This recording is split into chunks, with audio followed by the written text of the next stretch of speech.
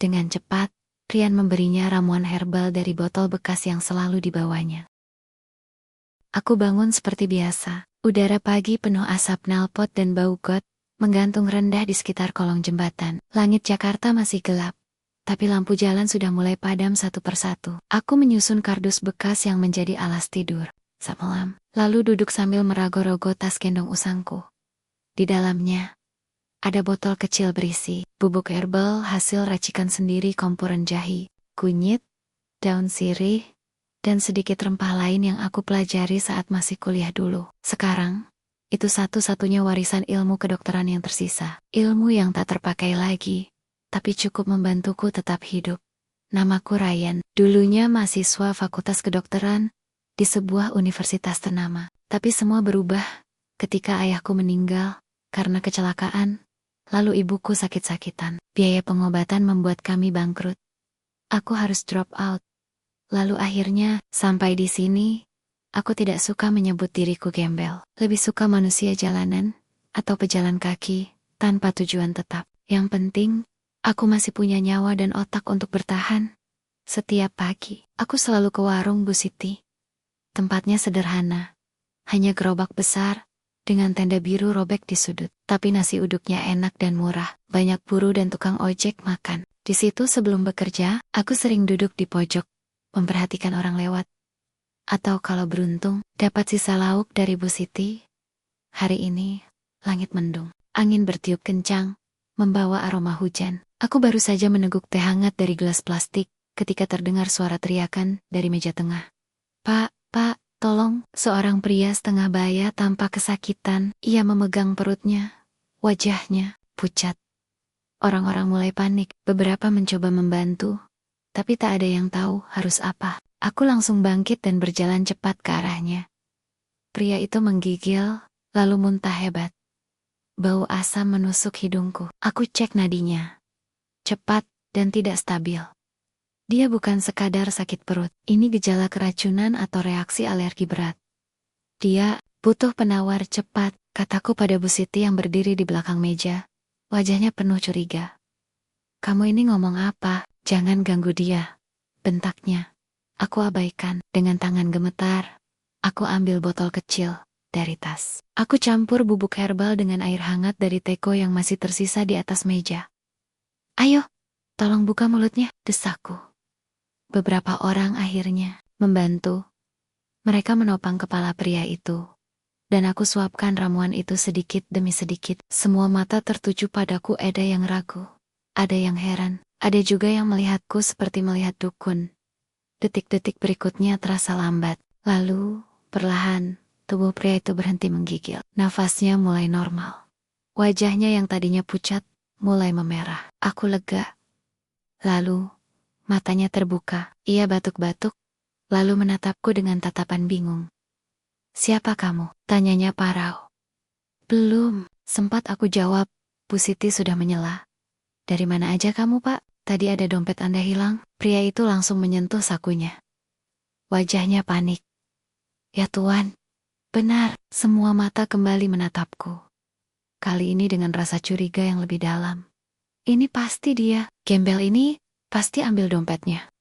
Bu Siti. Aku mundur selangkah. Hati berdebar. Saya tidak ambil apa-apa. Kataku tenang.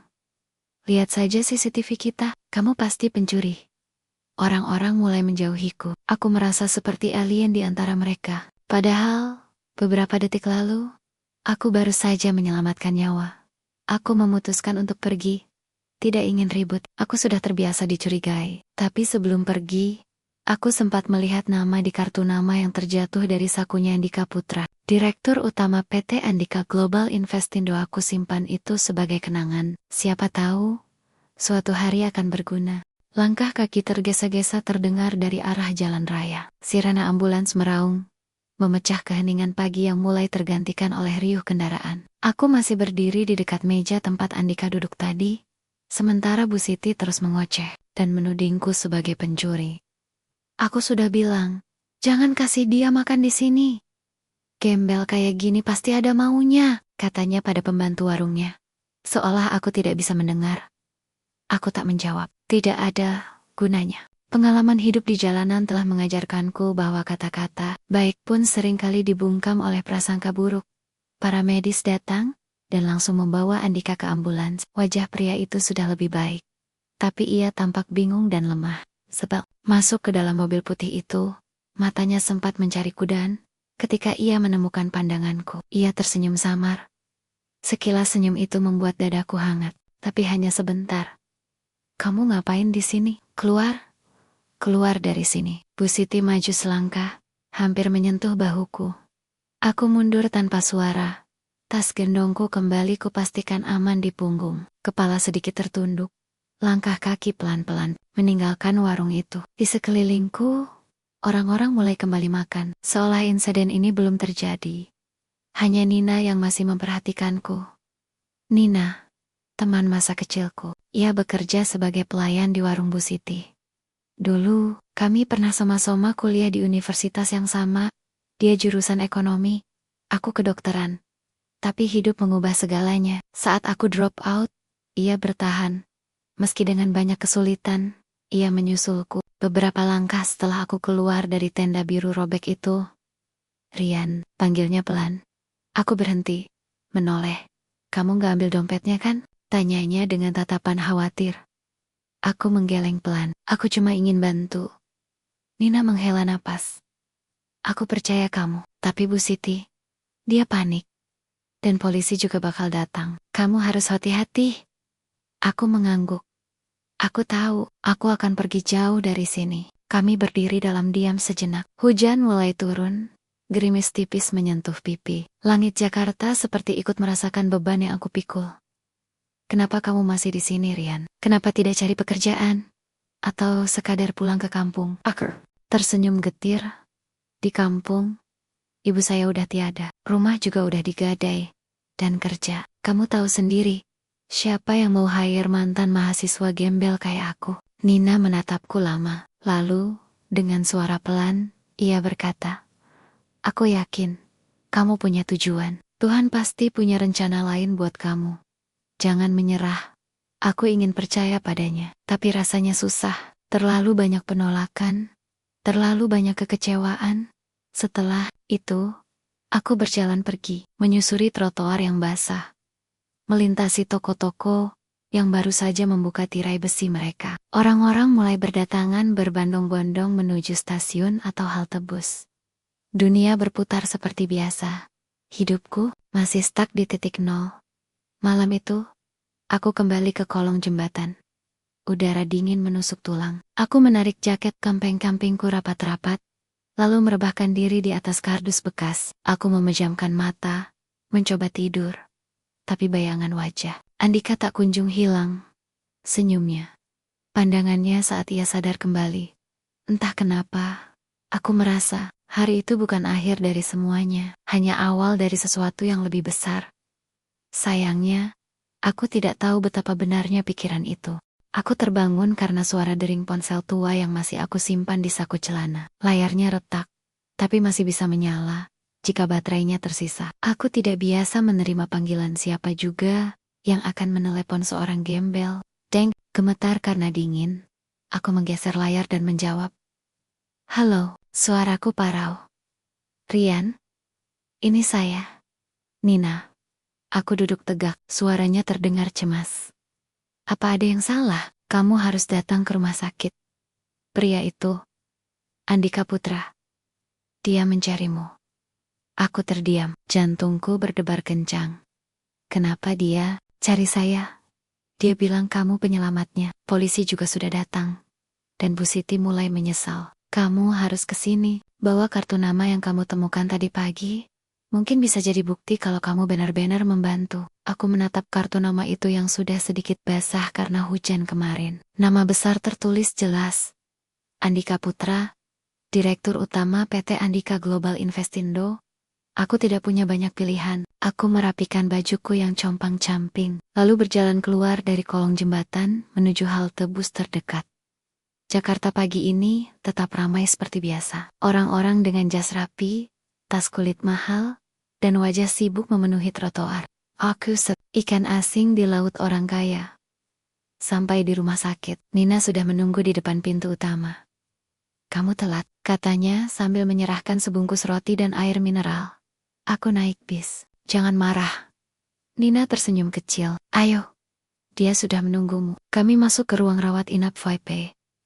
Ruangan luas dengan tirai putih bersih, aroma antiseptik, dan AC yang terlalu dingin. Di atas ranjang, Andika duduk setengah bersandar. Wajahnya sudah lebih segar, tapi matanya tampak lelah. Saat melihatku, ia langsung tersenyum. "Terima kasih, Pak Rian. Anda menyelamatkan nyawa saya. Aku hanya bisa mengangguk kaku. Saya cuma ingin membantu. Tidak ada maksud lain." Ia mengangguk.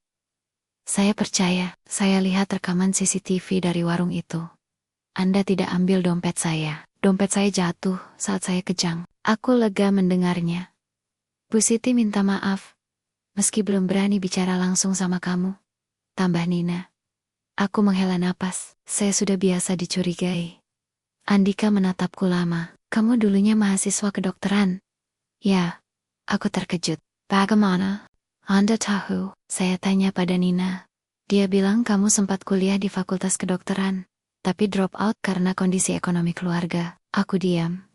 Memori masa lalu kembali hadir seperti bayangan gelap yang tak pernah benar-benar hilang. "Saya pikir Tuhan punya rencana untuk kita semua," kata Andika pelan. "Dan mungkin pertemuan kita bukan kebetulan." Aku tidak tahu harus berkata apa. Beberapa menit kemudian, polisi datang. Mereka mengambil kesaksian dari Andika dan Nina. Aku juga diminta bicara, tapi hanya sebagai saksi. Akhirnya, tuduhan pencurian resmi dicabut. Setelah polisi pergi, Andika menatapku lagi. "Saya mau memberimu pekerjaan." Aku terbelalak. "Pekerjaan?" "Iya. Saya butuh staf medis darurat di perusahaan saya. Bukan dokter, tapi asisten medis yang bisa bertindak cepat dalam situasi kritis. Seperti yang kamu tunjukkan kemarin."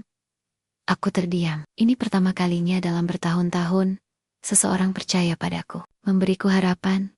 Saya tidak punya surat kelengkapan kerja, sertifikat dan lain-lain. Hilang. Saya bisa bantu urus itu. Dan untuk sementara, saya juga punya tempat tinggal kosong. Kamu boleh tinggal di sana selama kamu bekerja. Aku menatap Nina. Ia tersenyum. Matanya berbinar. Aku menarik napas panjang. Mungkin ini awal dari sesuatu yang baru. Saya terima tawaran itu, Pak Andika.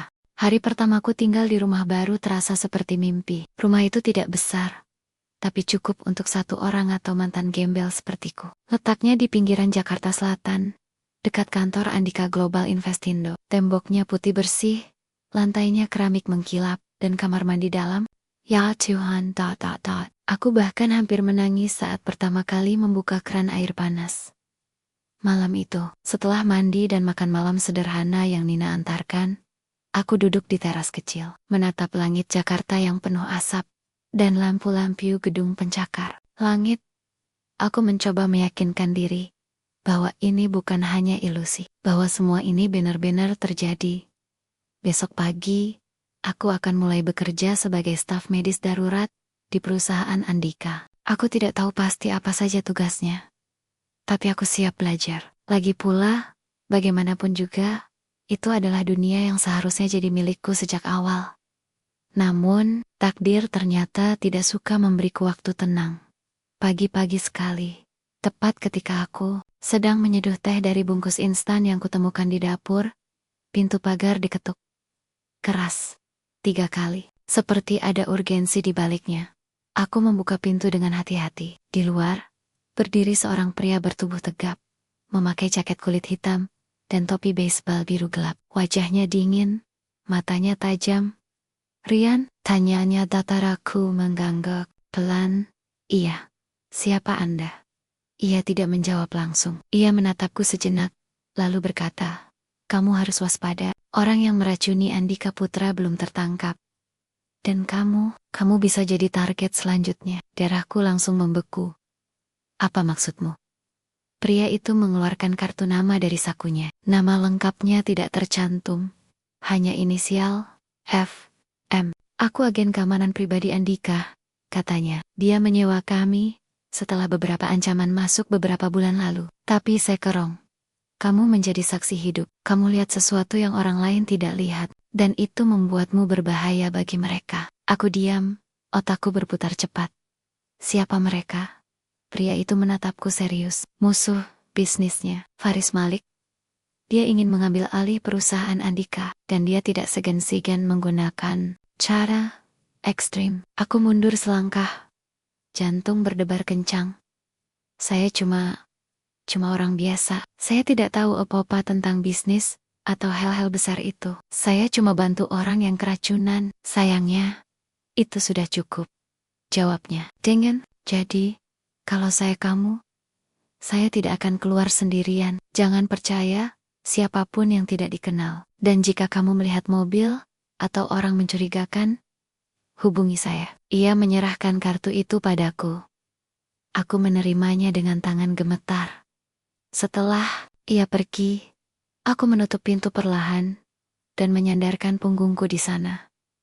Napasku tidak stabil. Aku merasa seperti terseret ke dalam pusaran yang jauh lebih besar dari diriku. Aku mencoba tenangkan diri. Mungkin pria itu hanya ingin membuatku waspada. Tapi seminggu berlalu, dan rasa was-was itu tidak hilang. Aku mulai merasa ada yang mengikutiku. Mobil hitam yang sama lewat 2 kali di depan rumah. Pria asing yang duduk di warung dekat kantor, tanpa memesan apapun. Dan suatu malam, saat aku pulang dari toko kelontong, aku melihat pintu rumahku sedikit terbuka. Aku berhenti di ujung gang, jantungku berdebar. Aku tidak masuk. Aku langsung menghubungi nomor dari kartu itu. Ada orang di rumah saya, kataku pelan. Tahan napas. Jangan masuk, kami akan segera ke sana. Aku menunggu di pojok jalan, bersembunyi di balik tiang listrik. 2 jam kemudian, tim keamanan datang dan memastikan tidak ada lagi penyusup. Mereka menemukan sesuatu di kamarku. Surat pendek yang bertuliskan, "Berhenti bicara, atau kamu akan menghilang." Aku tidak pernah merasa selemah ini sebelumnya. Andika akhirnya tahu, dan wajahnya langsung berubah muram. Maaf Rian, aku tidak menyangka ini akan sampai ke kamu. Aku menggeleng pelan, ini bukan salah Anda. Cuma, saya mulai takut. Andika menepuk bahuku. Kamu tidak sendiri. Aku akan pastikan kamu aman. Tapi meski begitu, aku tahu sesuatu yang besar sedang bergerak. Dan aku, entah kenapa, sudah berada di tengah pusaran itu. Aku membuka mata perlahan. Cahaya pagi masuk melalui tirai putih yang sedikit tersingkap. Aku masih terbaring di tempat tidur sederhana, di kamar rumah baruku, rumah yang diberikan oleh Andika. Untuk beberapa detik, aku mencoba meyakinkan diriku bahwa ini bukan mimpi. Ini benar-benar nyata. Aku bangkit menjacek mata, lalu langsung ke kamar mandi. Air hangat menyiram tubuhku. Dan untuk pertama kalinya dalam bertahun-tahun, aku merasa seperti manusia normal. Bukan lagi gembel yang hidupnya penuh ketidakpastian. Setelah selesai mandi, aku memakai baju rapi yang disiapkan Nina kemarin, bukan baju bekas tapi baju baru, kemeja biru muda, dan celana hitam polos. Sederhana, tapi cukup untuk hari pertamaku bekerja. Saat keluar dari rumah, mobil hitam sudah menunggu. Sopirnya adalah salah satu dari tim keamanan Andika, siap mengantarku ke kantor. Perjalanan ke gedung Andika Global Investindo terasa cepat. Jakarta pagi itu tetap macet, tapi jalur khusus membuat kami bisa melewati sebagian besar kemacetan. Gedung itu menjulang tinggi. Kaca-kaca reflektifnya memantulkan sinar matahari. Di depan pintu masuk, ada tulisan emas besar. Andika Global Investindo. Aku menelan ludah. Terasa asing, seperti aku bukan bagian dari dunia ini. Di dalam, Nina sudah menunggu. Ia kini bekerja sebagai staf administrasi di divisi HRD, setelah Andika membantu proses rekrutmen. Kamu datang juga akhirnya, katanya sambil tersenyum lebar. Aku hanya bisa tersenyum kikuk. Nina membawaku ke ruang kerjaku, ruang kecil di lantai 2. Tidak jauh dari kantor Andika. Di dalamnya ada meja kayu, komputer layar lebar, dan lemari arsip. Sebuah name tag di atas meja bertuliskan Rian, staf medis darurat internal. Aku menyentuhnya pelan. Terasa aneh dan agak tidak pantas Kamu pasti bisa, kata Nina yakin. Jangan rendahkan dirimu sendiri. Ia lalu menjelaskan tugas dasarku. Melakukan pengecekan rutin, kesehatan staf, menangani keadaan darurat ringan di kantor, serta mendampingi Andika saat kunjungan lapangan atau rapat penting. Dia percaya padamu, tambahnya, dan kamu harus percaya pada dirimu sendiri. Hari pertama berlalu tanpa insiden besar. Aku banyak diam di ruangan, mencatat SOP, dan mencoba memahami sistem kerja mereka. Rekan-rekan kerja lainnya ramah, tapi aku bisa merasakan pandangan-pandangan curiga dari beberapa orang. Aku tahu, bagi mereka, aku hanyalah gembel yang naik daun karena kebetulan. Namun, Andika tidak peduli. Saat ia lewat di depan ruanganku, ia memberiku senyum hangat. Bagaimana rasanya? Tanyanya. Aku tersenyum kecil. Masih terasa seperti mimpi. Ia tertawa. Besok kita akan ke lapangan. Kamu ikut? Siap, aku mengangguk. Meski jantungku mulai berdebar. Beberapa hari berlalu. Aku mulai beradaptasi. Meskipun kadang masih canggung, aku belajar cepat. Aku mulai akrab dengan beberapa staf medis lain, dan bahkan sempat membantu seorang pegawai yang pingsan karena tekanan darah rendah.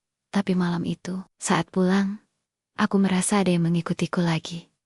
Mobil hitam yang sama, aku langsung menelepon. Nomor dari kartu yang diberikan agen keamanan. Aku merasa diikuti. Tahan. Kami sedang menuju lokasi. Sesaat kemudian, mobil itu hilang, entah kemana. Tapi peristiwa itu cukup membuatku sadar. Aku mungkin punya rumah baru dan pekerjaan baru. Tapi bahaya masih mengintai. Dan aku belum sepenuhnya selamat. Aku tidak bisa tidur semalaman.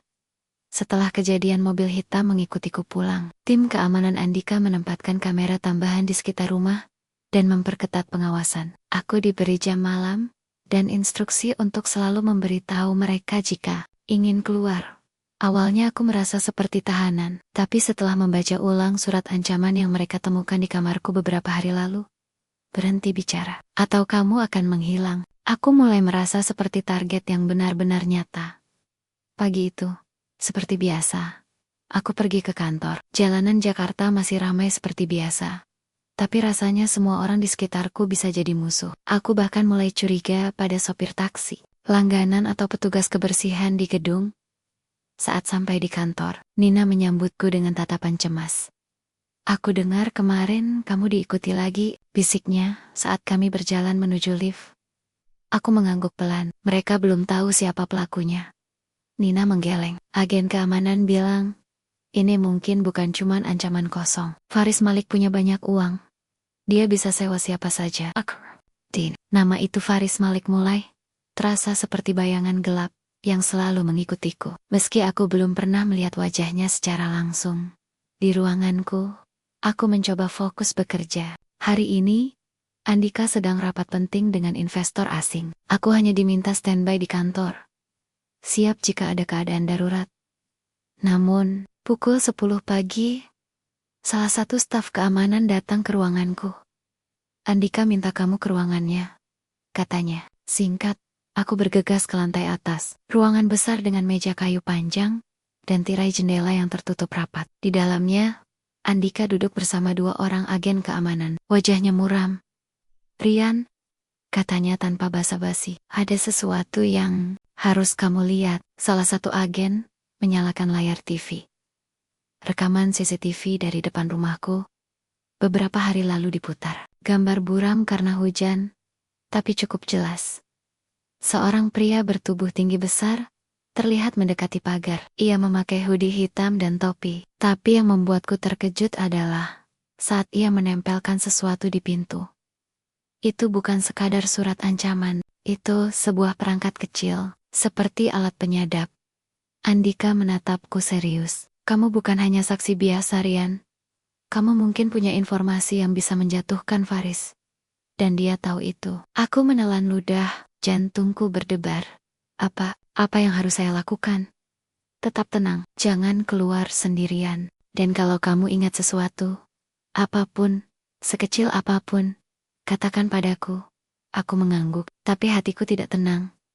Beberapa jam kemudian, saat aku sedang mengisi formulir kesehatan pegawai baru, Nina datang lagi. Kali ini, ekspresinya lebih panik, Ryan. Ada orang asing di resepsionis. Dia tanya kamu, tapi dia tidak punya janji. Aku langsung waspada. Dia pakai hoodie hitam. Nina mengangguk. Dan dia tidak mau pergi. Aku berjalan cepat ke lobi. Pria itu benar-benar ada. Tinggi besar. Wajahnya tertutup kacamata hitam. Ia berdiri tegak. Seperti patung. Siapa Anda? Tanyaku. Ia menatapku sejenak. Lalu berkata pelan. Kamu harus berhenti mencampuri urusan yang bukan milikmu. Aku mundur selangkah. Jika kamu tidak peduli pada hidupmu, pikirkan orang lain yang peduli padamu. Seperti Nina. Darahku langsung membeku. Pria itu tersenyum samar, lalu berjalan pergi. Aku menatap punggungnya sampai hilang dari pandangan. Napasku tersengal-sengal. Aku tahu, ini bukan ancaman biasa. Ini adalah awal dari sesuatu yang jauh lebih berbahaya. Aku tidak bisa tidur semalaman. Setelah kejadian di lobi kantor tadi, aku memilih pulang lebih awal. Agen keamanan langsung menempatkan penjagaan tambahan di rumahku. Tapi rasa takut itu tetap menggema di dada. Lebih buruk lagi mereka menyebut nama Nina. Artinya, ancamannya bukan hanya untukku tapi juga untuk orang-orang di sekitarku. Pagi ini, aku bangun dengan kepala pusing. Tapi aku tahu, aku tidak punya waktu untuk lemah. Andika sudah menelepon pagi-pagi sekali, minta aku datang ke kantornya secepatnya.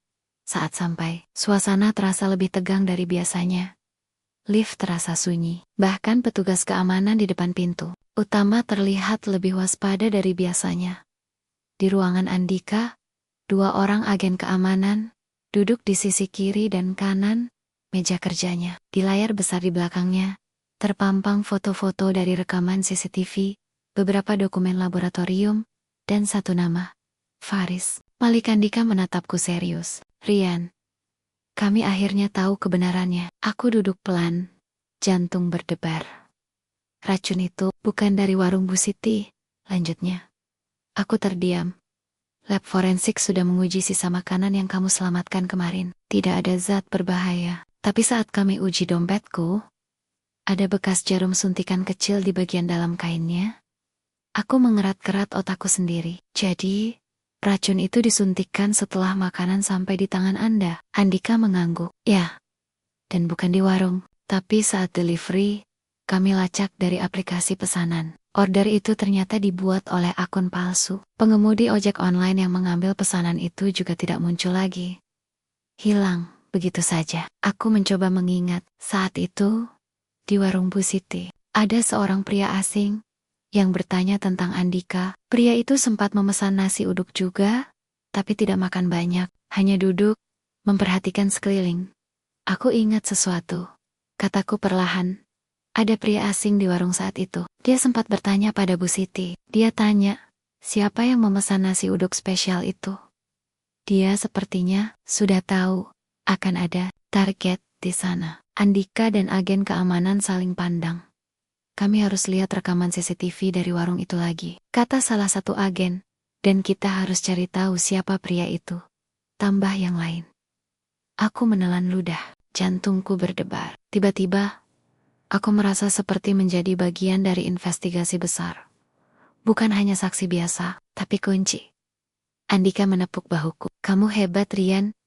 Kamu mulai mengingat hal-hal penting yang orang lain lewatkan. Aku kecil, meski masih gugup. Tapi saya takut, aku jujur. Mereka tahu saya tahu sesuatu, dan mereka tidak segan-segan menyerang. Andika menatapku lurus-lurus. Kami akan pastikan kamu aman, tapi kamu juga harus berani, karena hanya kamu yang bisa membantu kami menjerat Faris. Aku diam. Aku tahu, ini bukan lagi soal hidup baruku sebagai staf medis, atau mantan gembel. Yang neckdown ini soal keadilan, soal nyawa, dan mungkin soal masa depanku sendiri. Beberapa jam kemudian, tim keamanan berhasil mendapatkan foto wajah pria asing itu dari rekaman CCTV, warung Bu Siti. Wajahnya tegas, matanya dingin. Nina datang ke ruanganku sore itu. Kamu benar-benar mau bantu mereka? Tanyanya khawatir. Aku menghela napas panjang, aku tidak punya pilihan. Mereka sudah menyeretku masuk, satu-satunya cara keluar. adalah dengan melawan. Nina menatapku lama, lalu berkata, "Kalau begitu, aku akan ada di sini sampai akhir." Aku tersenyum tipis. Aku tidak tahu apa yang akan terjadi besok, tapi hari ini aku mulai percaya bahwa mungkin aku memang ditakdirkan untuk berada di sini. Aku tidak tahu aku bisa sampai ke titik ini. Di atas gedung tertinggi milik Andika Global Investindo, angin malam bertiup kencang, mengibaskan jaket tipisku. Di sekelilingku, lampu-lampu Jakarta menyala redup karena kabut polusi. Tapi yang lebih menegangkan dari itu semua adalah pria yang berdiri beberapa meter di depanku. Faris Malik, wajahnya dingin, matanya tajam, tubuhnya tegak seperti dia bukan manusia biasa, tapi predator yang sudah terbiasa memburu. Aku berdiri di sana, jantung berdebar, napasku tersengal-sengal. Aku tidak membawa senjata, hanya rekaman CCTV, foto wajah pria asing itu dari warung Bu Siti, dan kesaksianku yang menjadi bukti untuk menjatuhkannya. Andika berdiri di belakangku, diam-diam memberiku dukungan tanpa suara. Di sisi lain, tim keamanan bersiap di balik pintu atap, menunggu aba-aba jika sesuatu terjadi. Faris tersenyum sinis. "Kau pikir kamu siapa, Rian? Seorang pahlawan?" Aku menelan ludah. Suaraku gemetar, tapi aku tetap bicara. "Saya cuma orang biasa, tapi saya tahu apa yang kamu lakukan. Kamu mencoba membunuh Andika, dan kamu hampir berhasil." Faris mendekat selangkah. "Hampir. Tapi kau merusak rencana besar itu. Padahal kamu bisa saja dibiarkan hidup tenang, jadi gembel di kolong jembatan. Tapi kau malah ikut campur urusan besar." Aku mundur pelan. Saya hanya ingin kebenaran keluar. Bukan dendam, bukan uang, cuma keadilan. Faris tertawa pendek. "Keadilan? Di dunia ini tidak ada yang namanya keadilan. Hanya siapa yang punya uang dan kekuasaan yang bisa membuat kebenaran mereka sendiri." Aku mengepal tanganku. Saya tidak percaya itu. Saya percaya, pada akhirnya, semua akan ketahuan. Sepintar-pintarnya, kamu menyembunyikan kejahatanmu, pasti ada celahnya. Faris menatapku tajam. "Dan kau pikir, kamu penutup celah itu?" Belum sempat aku jawab, ia mengeluarkan ponselnya, dan menunjukkan sesuatu padaku. Layar menampilkan lokasi Nina, di sebuah tempat gelap. Terlihat seperti gudang kosong. Darahku langsung membeku. "Aku tahu kamu peduli pada orang itu," katanya pelan. "Jadi, kalau kamu mau dia selamat, kau harus hilang." Aku maju tanpa sadar. Napasku memburu. "Lepaskan dia," desisku. Faris tersenyum. "Itu terserah kamu. Serahkan semua bukti itu, atau kita lihat apa yang bisa dilakukan oleh satu nyawa lagi." Detik itu juga, Andika maju selangkah. "Cukup, Faris."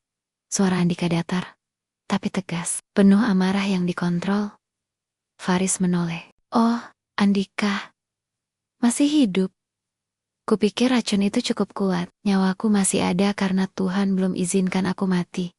Tapi kamu, sepertinya kamu benar-benar tidak kapok." Faris tertawa lagi. "Aku tidak takut padamu, atau pada polisi, atau pada siapapun. Aku punya uang. Aku punya pengaruh. Bahkan jika kalian menyeretku ke pengadilan, aku bisa bebas dalam waktu seminggu." Andika menatapnya dingin. "Tapi kamu lupa satu hal." Faris mengerutkan dahi. "Kami punya saksi hidup, dan kali ini, bukti tidak bisa dibeli atau diubah." Di saat yang sama, suara langkah kaki terdengar dari pintu atap. Tim keamanan mulai masuk. Beberapa dari mereka sudah membawa informasi lokasi Nina. Faris menyadari situasinya buruk. Ia sekeliling, lalu mulai mundur ke arah pagar besi tepi gedung. "Ini belum selesai," katanya, dengan suara rendah. Lalu, dengan cepat, ia melompati pagar dan turun menggunakan tali panjat yang tersimpan rapi di punggungnya. "Tangkap dia!" teriak Andika. Tim keamanan langsung mengejar, tapi Faris lenyap dalam kabut malam. Aku berdiri di sana, napasku tersengal-sengal. Keringat dingin membasahi punggung. Aku tahu, pertemuan itu bukan akhir. Tapi setidaknya, kami sudah sampai di ambang kebenaran. Dan aku yakin, kami tidak akan menyerah. Aku duduk di ruang tunggu rumah sakit. Tangan masih gemetar, meski sudah beberapa jam berlalu. Sejak konfrontasi di atap gedung kemarin, di seberang sana, Nina sedang diperiksa oleh dokter setelah berhasil diselamatkan dari gudang tempat Faris menyekapnya. Tim keamanan Andika menemukannya tepat waktu. Tidak ada luka fisik serius, tapi trauma yang ia alami pasti tidak mudah untuk dilupakan. Aku menatap lantai keramik putih di bawahku. Bayangan wajah dingin Faris masih menghantuiku. Ia mungkin lolos malam itu, tapi kami tahu ini bukan akhir dari segalanya. Beberapa menit kemudian, pintu kamar pemeriksaan terbuka. Nina keluar, tampak lelah, tapi tersenyum saat melihatku. Aku baik-baik saja, katanya pelan, seperti membaca pikiranku. Aku mendekat. Maaf, ini semua karena aku. Ia menggeleng. Justru aku bangga padamu. Kamu berani melawan, dan kamu selamatkan banyak orang hari ini. Kami berpelukan sejenak. Rasanya seperti puluhan kilogram beban di dadaku mulai menghilang. Saat itu, Andika datang bersama 2 agen keamanannya. Wajahnya tampak lebih tenang dari semalam. Faris sudah diburu, polisi juga sudah terlibat. Kami yakin dia akan tertangkap dalam waktu dekat, katanya. Tapi kamu dan Nina tetap harus dijaga sampai semuanya selesai. Aku mengangguk. Terima kasih, Pak, untuk semuanya. Andika tersenyum. Justru saya yang harus berterima kasih. Tanpa kamu, saya mungkin sudah mati. Dan tanpa kesaksianmu, Faris akan terus berkeliaran. Nina menepuk bahuku. Kamu hebat, Rian. Benar-benar hebat. Beberapa hari berlalu, Faris akhirnya ditangkap di bandara internasional saat mencoba kabur ke luar negeri. Bukti rekaman CCTV, foto wajah pria asing di warung Bu Siti, serta kesaksianku menjadi dasar kuat untuk menuntutnya. Kasus ini jadi sorotan media nasional. Seorang mantan gembel yang menjadi penyelamat dan saksi hidup dalam pembunuhan berencana. Dunia terasa aneh bagiku. Aku bukan lagi Rian si gembel tak dikenal, aku jadi nama yang dikenal. Bukan hanya sebagai korban atau saksi biasa, tapi sebagai simbol bahwa kebaikan bisa hadir dari mana saja, dari siapa saja. Dan yang paling mengejutkanku, Andika Global Investindo akan membuat program sosial baru, kata Andika suatu pagi di ruang rapat kecil. Aku duduk di kursi paling ujung, masih merasa canggung di antara para eksekutif berjas rapi. Program rehabilitasi tunawisma, pelatihan, kerja, bahkan beasiswa pendidikan bagi mereka yang ingin kembali kuliah. Mata semua orang berpindah padaku. Dan saya ingin kamu jadi direktur pelaksananya, tambah Andika. Aku terdiam. Jantungku berdebar. Aku hampir tidak percaya. Saya bukan siapa-siapa. Andika tersenyum. Itu yang membuatmu pantas. Kamu tahu apa yang dirasakan orang-orang di jalanan. Kamu punya pengalaman nyata, dan kamu punya hati. Aku menatap Nina. Ia tersenyum lebar. Matanya berkaca-kaca. Aku menghela napas panjang, lalu menjawab dengan suara mantap. Saya terima. Hari itu, aku resmi menjadi direktur program sosial Andika Global Investindo. Di luar gedung Lengget Jakarta, cerah. Udara terasa lebih ringan, seolah dunia memberiku izin untuk mulai hidup lagi. Aku masih ingat kolong jembatan, masih ingat botol herbal di tas usangku, masih ingat tatapan curiga orang-orang ketika aku mencoba membantu. Tapi sekarang, aku tidak lagi hanya bertahan hidup, aku sedang membangun hidup baru. Dan aku akan pastikan, tidak ada yang harus merasakan apa yang pernah aku rasakan. Hari ini, aku kembali ke kolong jembatan. Bukan untuk tinggal lagi, tapi untuk mengingat. Langit Jakarta pagi ini diselimuti kabut tipis. Suara knalpot dan langkah kaki buruh pagi mulai mengisi udara. Di bawah jembatan itu, masih ada beberapa orang yang tidur di atas kardus seperti dulu. Seperti aku. Aku berdiri di sana, memegang map berisi dokumen program sosial kami. Di belakangku, Nina dan tim relawan sudah siap membantu. Kamu yakin mau mulai dari sini? Tanya Nina pelan. Aku tersenyum. Ini tempat semuanya dimulai, tempat aku hampir menyerah, tempat aku bertemu dengan diriku sendiri. Kami mulai menyapa mereka satu persatu, memberikan makanan hangat, minuman, dan formulir pendaftaran untuk program pelatihan kerja, serta tempat penampungan sementara. Aku tidak datang sebagai tokoh penting atau selebritas. Aku datang sebagai teman, sebagai mantan gembel, yang berhasil keluar dan ingin membawa yang lain keluar juga. Seorang anak kecil mendekatiku, matanya besar, tubuhnya kurus, tapi senyumnya tulus. "Mas, kamu kerja di mana?" tanyanya polos.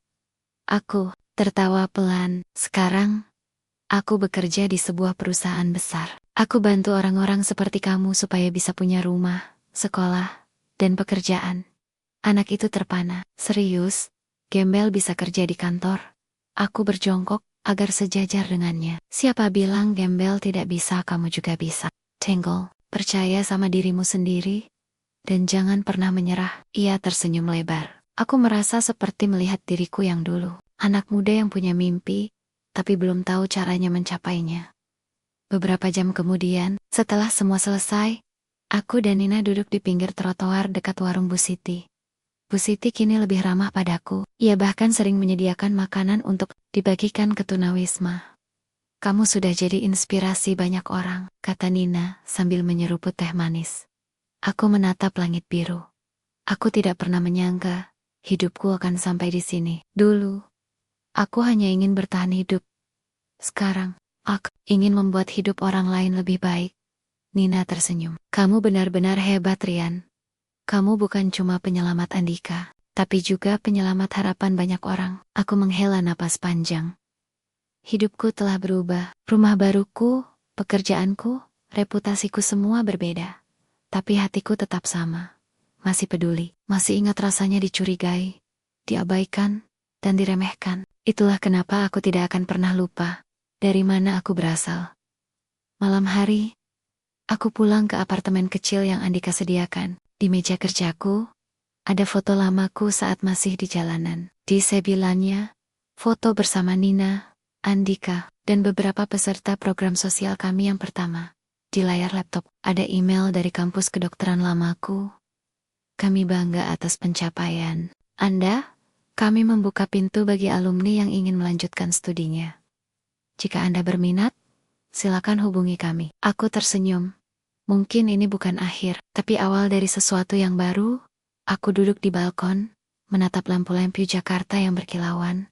Aku bukan lagi gembel yang tak berarti. Aku adalah Rian, penyelamat nyawa, pembela harapan, legenda dari jalanan.